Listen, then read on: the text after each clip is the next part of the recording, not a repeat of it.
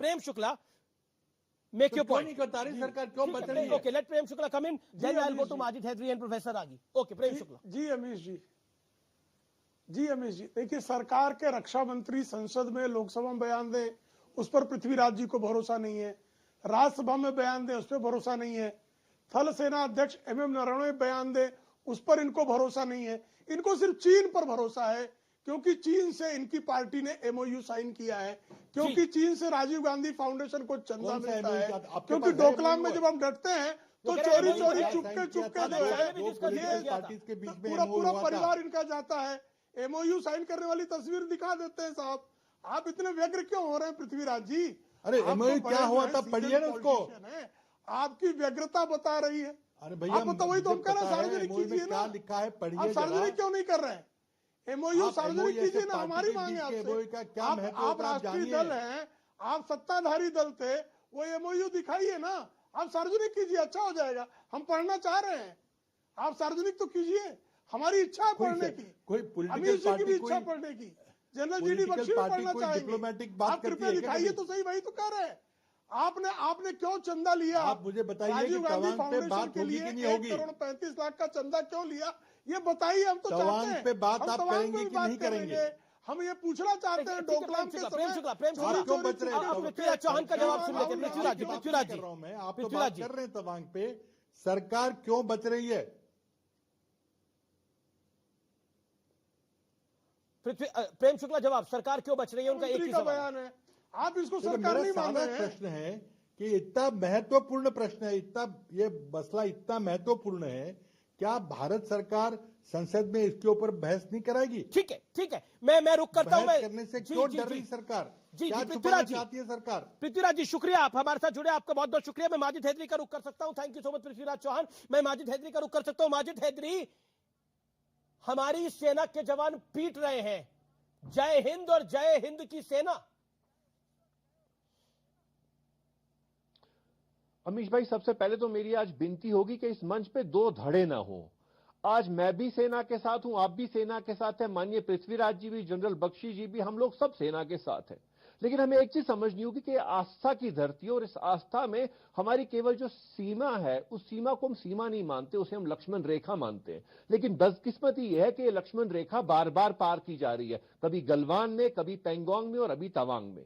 इसकी सबसे बड़ी वजह यह है कि भाजपा की सरकार हमारी भारतीय सेना को, वीर भारतीय सेना को डंडे चलाने की इजाजत दे रही है, लेकिन बंदूक चलाने की इजाजत नहीं दे रही चीनी सेना पे। जिस देश की सेना को राजीव गांधी ने बोफोर्स दी, आज भाजपा की सेना उसी सेना को कहती है कि तुम डंडे चलाओ, क्योंकि कहीं मेरा चीनी सेना का जो कर्मी है वो कहीं उसे आंचना आ जाए। क्योंकि भाजपा ने माजिद हैदरी की बात पे रिस्पॉन्ड करना चाहते हैं। वो कह रहे हैं कि ये सरकार जो है वो मजबूर कर रही है भारतीय सेना को डंडों से। मेरा दिल रो रहा है। आपका दिल काफी रोएगा, अभी थोड़ी अभी GD बख्शी बोलेंगे तो और रोना आएगा आपको। प्रोफेसर रागी बोलेंगे तो थोड़ा ज्यादा रोना आएगा। प्रेम शुक्ला बोलेंगे तो आंसू निकलेंगे बड़े ज्यादा। ना ये यहाँ पर छाती मत बिल्कुल, आज तो सीना पीटने का दिन है। ना छाती मत पीटिए, छाती पीटने के बड़े मौके मिलेंगे कि मेरी सेना को बोफोर्स चलाने की इजाजत नहीं। ओके GD बख्शी माजिद हैदरी छाती पीट रहे हैं यहाँ पर। सीना पीट के माजिद हैदरी GD बख्शी छाती पीट रहे हैं, वो कह रहे हैं झंडा दे दिए हमारी सेना को। देखिए, मुझे अम्यूजमेंट ये हो रही है कि कौन छाती पीट रहा है। माजिद हैदरी साहब भारतीय सेना के सबसे बड़े जो है तकरीबन दुश्मन अपने आप को बताते हैं। वो हमारी सेना के पीछे हाथ धो के पड़े रहते थे, human right this, human right that, ये किया, वो किया, वो किया, ये किया। आज वो हमारे बड़े हितैषी बन रहे हैं। मुझे बड़ी अजब जो है हैरानी हो रही है। जनरल साहब, आज आप और मैं नहीं, आज हम हैं, और हमारी सेना और हमारी सेना के हित में बात कीजिए। हम थैंक यू बिल्कुल, आदेश नहीं मिलता गोली चलाने का। वेरी गुड, सही। जनरल साहब जिंदाबाद, जनरल साहब जिंदाबाद। आपने सच बोला कि जनरल हमारी सेना को इजाजत नहीं। मेरा नाम जनरल बख्शी है, आपका नहीं। चीनियों की गर्दनें, मेरा नाम जनरल बख्शी है, आपका नहीं। जरा आप इनको चुप कराएंगे, माजिद हैदरी आप इनको चुप कराएंगे, क्योंकि मैं हैकलिंग के दौरान मैं नहीं बात करता। हैकलिंग के दौरान मैं नहीं बात करता। जी GD बख्शी बोलिए। Thank you.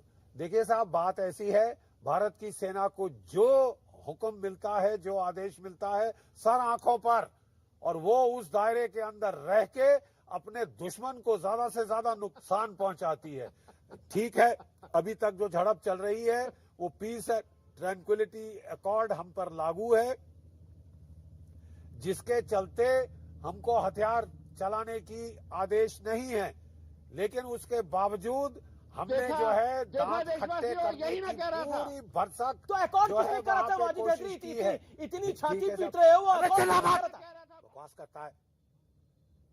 यार छीन लिए चीनियों को मैं खुश कह रहा रखने के हूं- लिए। अरे मैं हमें कह रहा चीनियों का हूं कि खून साहब, चाहिए, उनकी मैं गर्दनें कह रहा चाहिए। हूं- ये वो धरती है जहां लक्ष्मण रेखा सुनना पार पड़ेगा ना करके माजिद हैदरी। चलाई जाती है। माजिद हैदरी छाती पीट रहे हो तुम तब से। हमको आज यहाँ मैदान में धुरंधर सिकंदर दिखाई दे रहे हैं इस देश के। ठीक है साहब, आपसे हमको लड़ने की शिक्षा नहीं चाहिए। अनआर्म्ड कॉम्बैट हमको अच्छी तरह से आता जी। है। अगर हमारे 6 घायल हुए हैं तो चीन के 30 घायल हुए हैं। ओके ओके, ठीक है, ये बात गिठान में रख लीजिए। और जी, कल जी। हमको फायर खोलने का आदेश मिलेगा, हम लाशों के कालीन बिछा देंगे। ठीक है, और हमें बड़ी खुशी होगी जी जी लाशों के कालीन बिछा के अपने देश के दुश्मनों की। जी ठीक है जी साहब, जी जी जी जी अपनी एक जो सेकंड advice का पिटारा आपने अपने पास वक्तव्य को रख रखिए। लिया। मैं अब मैं दोबारा चाहता हूं माजिद हैदरी के पास। माजिद हैदरी, छाती आप पीट रहे थे, आपको पता है भारत की सेना ने कितना मारा है चाइना के सैनिकों को? आपने देखा है। और आप बार बार अकॉर्ड करो रहे हैं, वो अकॉर्ड किया किसने था? नाम लो ना उनका। Who did that accord? देखिए अमीश भाई, आज मैं जनरल बख्शी साहब को इस मंच पे सल्यूट करता हूं कि इन्होंने सच कहा कि देरी करना भारतीय चाहिए सेना आपको। को चीनी सेना पर गोली चलाने के आदेश नहीं है, भाजपा की वजह से नहीं है। अरे इनको चीनी सेना जिंदा वापस कैसे जारी, वो क्या मुशायरा करने आती है हमारी धरती पर? अरे उनकी गर्दनें क्यों नहीं कटती इस धरती पर? लक्ष्मण रेखा पार करती है वो। ये वो पवित्र धरती है, श्री राम की धरती है, जहां लंका। जनरल साहब, इस धरती पर जो लक्ष्मण रेखा पार करे उसकी लंका जलाई जाने की रिवाज है, रीति रही है, और आज हम उनके साथ मुशायरा कर रहे हैं। रीति रही है, उसी रीति का निर्वहन हो रहा है। वक्त ब्रेक का हो चला है, ब्रेक के लिए रुकते हैं, लेकिन ब्रेक के उस पार टक्कर पे सुपर एक्सक्लूसिव खबर के साथ हम शुरुआत करेंगे।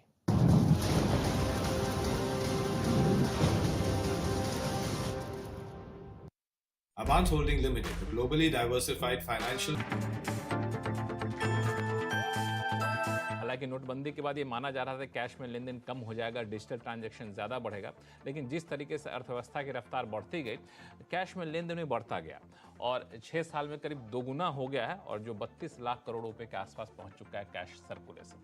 तो कैश सर्कुलेशन जब बढ़ रहा है तो ये जानना बेहद ज़रूरी है किन किन हालात में आप कैश में लेन देन कर सकते हैं। कोहली साहब, किन किन हालात में हम लेन देन कर सकते हैं और किन किन हालात में पाबंदी है? बिल्कुल, देखिए यूँ तो 32 लाख करोड़ का कैश इन सर्कुलेशन इस समय अर्थव्यवस्था में है और बहुत नामों से वो एक हाथ से दूसरे हाथ में जाता है। पर हम जिन 2 सेक्शंस पे आज ध्यान देना चाह रहे थे, उसका नाम है सेक्शन 269SS और 269T, और इन सेक्शंस के अंतर्गत लक्ष्मण पेनल्टी लगती है। अच्छा। अगर आप कैश 20,000 से ऊपर कैश लेन देन करते हैं तो पेनल्टी लगती है। होता क्या है कि आपने किसी को लोन दे दिया, किसी ने पैसा मांगा, भाई मुझे 40,000 रुपए चाहिए, आपने कैश निकाला, घर से दे दिया, या आपने किसी के पास जमा कर दिया, ये मेरा रख लीजिए, ये मेरा डिपॉजिट समझ के रख लीजिए, जब जरूरत होगी आपसे ले लूंगा, वगैरह वगैरह। तो इनके ऊपर रिस्ट्रिक्शन है आयकर में।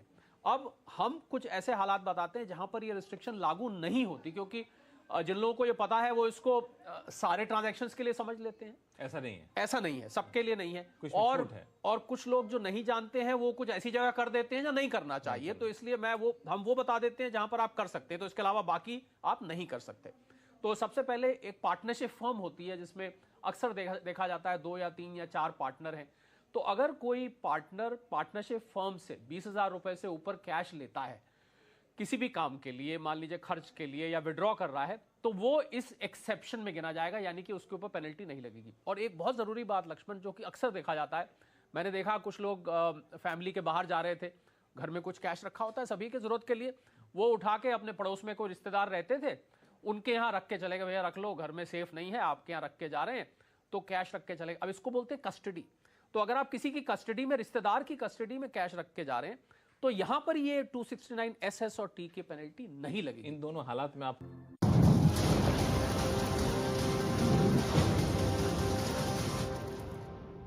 वेलकम बैक व्यूअर्स, आप देख रहे हैं टक्कर।